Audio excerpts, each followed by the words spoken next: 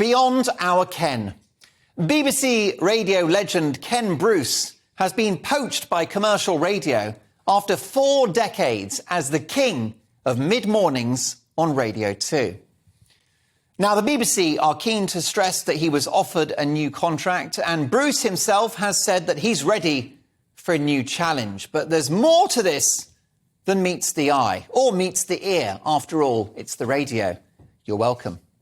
Because Radio 2 has seen a mass exodus of its premium older talent. Steve Wright, master of afternoon radio, sacked. Not the right decision. The talented Vanessa Feltz released from the morning show. Was her crime being over 60? Well, she said almost as much this week when speaking to ITV. Broadcasting legend Simon Mayo, first forced into an excruciating drive-time partnership with the hipper, younger Joe Wiley, before leaving not just Radio 2, where he's been for years, but leaving the BBC altogether, where he's been for decades. This seems to be a cultural issue across the whole organisation. Is it ageism? You tell me. Miriam O'Reilly, one of the former hosts of the TV show Country File, won a claim of age discrimination against the Beeb. She lost her job in 2008 when Country File was moved to a primetime slot. The BBC replaced her with younger presenters. In her witness statement, Miss O'Reilly said, "I felt as if my life had been cancelled because of something I had no control over, getting older." We're told Arlene Phillips was taken off strictly for being too old, replaced by a more youthful Alicia Dixon. Now, I'm in broadcasting. I understand it's a competitive business. If you don't do the numbers, you're out. And I'm pleased to say, thanks to you, I'm normally beating Sky News about now. And the Mark Dolan Tonight Show is the home of viral videos, where my monologues and interviews have so far clocked up over 4 million online views since the start of the year.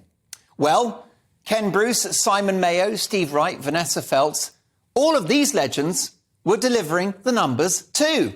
Ken Bruce's show is the most listened to radio programme in the country. So why is the BBC letting him go? Well, in my view, it's their obsession with chasing young listeners and viewers that, frankly, they'll never get. Because young people don't watch telly in the same way that we used to. They don't listen to radio in the same way. They've got streaming, they've got YouTube, they download content. It's all fragmented. And the listeners and viewers that actually keep the BBC going are the older listeners and viewers who love the likes of Ken Bruce so much. It's older people who willingly pay the licence fee, but who are not being served by the organisation itself. Now, let me say that the BBC obviously want to give opportunities to younger talent, and they would argue that new voices are going down a treat with the audience, including at Radio 2.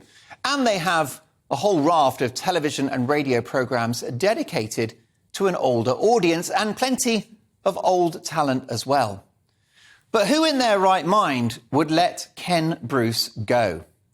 And whilst we're told that the talented Zoe Ball on the Radio 2 breakfast show enjoys a salary of just under £1 million, that's right, £1 million, it's reported that Bruce, with the biggest show on the network, is on 400,000. So that's $1 million versus 400,000. Great money, but barely enough to pay for Gary Lineker's cufflinks on Match of the Day. And with 8.5 million listeners a week to his radio show, Bruce is the jewel in the crown. 400 grand? He should get $1 million because he is one in a million. Now, Bruce is a proud man and he's discreet. He will get a bumper pay rise at Greatest Hits Radio, and he will take listeners off Auntie, big time. So it could well be that Ken Bruce is seeking a bit of a payday before hanging up his microphone, feather the nest and all that. But he should be getting that at an organisation where he's already over-delivering at the tender age of 71. He's at the height of his powers. He's got the biggest radio show in the country. he could do another decade, if not more. The BBC seems to have a problem with older presenters, foolishly thinking the audience don't want to hear them or see them. Well, here at GB News, we take a different view, where some of the greatest and most established and experienced broadcasting talent have a welcome platform. We've got Alistair Stewart, an evergreen news genius. The fabulous Anne Diamond, veteran of breakfast television. Speaking of which, TV icon Eamon Holmes. Angela Rippon, one of my childhood broadcasting heroes, on this network. The list goes on. And I make every effort on this show to be as diverse as possible, including in relation to age. So, for example, we have the likes of Diddy David Hamilton, who is an unmissable fixture on Mark Dolan tonight.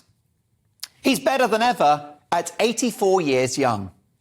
All of these over 60s are far from over the hill.